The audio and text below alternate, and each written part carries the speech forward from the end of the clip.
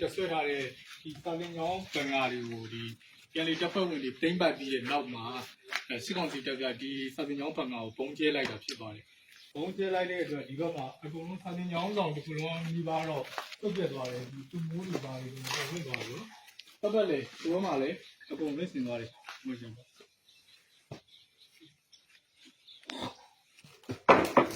။ဒီမှာကဒီပြန်လည်တပ်ဖွဲ့ဝင်ရဲဘော်တွေဒီကနေကျွန်တော်သိရတာကတော့ဒီကမ်းတော့မှာကစစ်ကောင်စီကဒီပုဂ္ဂိုလ်ဂျပန်ခေတ်ကဒီဗီယိုအတိုင်းကျွန်တော်တို့ပုဂ္ဂိုလ်ဆိုင်ခံစစ်ပုံစံမျိုးလုပ်ထားတာပေါ့နော်အဲ့မှာဒီရဲဘော်တွေကအဲ့ဒီ၃ခုဒီလိုင်းနဲ့ဝင်တိုက်တဲ့အချိန်မှာသူတို့ကဘုဘကဒီ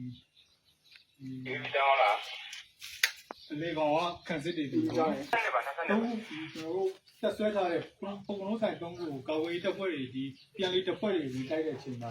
သူတို့ရင်းနှိမ်သွားတဲ့အချိန်မှာသူတို့ကအလဲကိုပြန်ဆုတာလဲကိုပြန်ဆုပြီးတော့လဲကနေပြန်ပြီးတော့ခုခံတဲ့သဘောလို့ကျွန်တော်တို့ဒီပြန်လေးတပ်ဖွဲ့ဝင်တွေဒီကနေကျွန်တော်တို့သိရတာရှိပါတယ်ဒီပူပေါင်းတပ်ဖွဲ့တွေနဲ့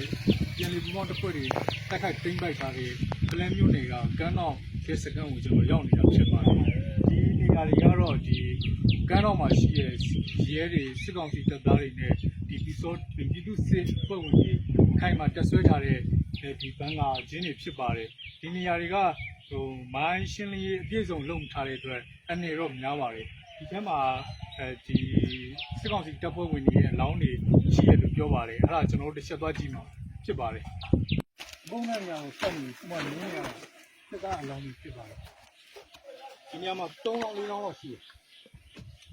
ရိုက်ကြဒီတိုက်မှာက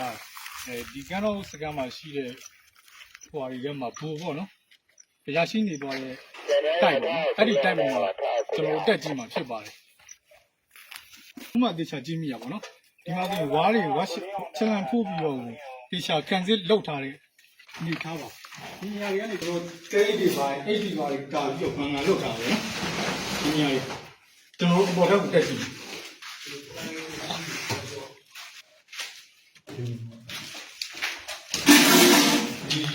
ကျွန်တော်တို့စလောင်းကောင်းပြီပေါ့နော်ဒီမှာတော့စားရနေတာမင်းတို့လာတယ်ဒီမှာပါတော့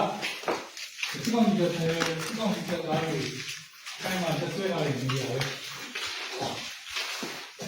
ဒီမှာပဲအိုက်ဆန်အလုပ်လေးတွေရှိတယ်ဒီမှာကသူတို့ဒီလက်နက်ကြီးတွေကြီးမှန်ထားတဲ့နေရာတွေပေါ့နော်ဒီဘက်မှာကဒီမှာအောက်ဘက်ပါတော့သူတို့ခါလာနေတာပဲတဲတော့ဒီပါဒ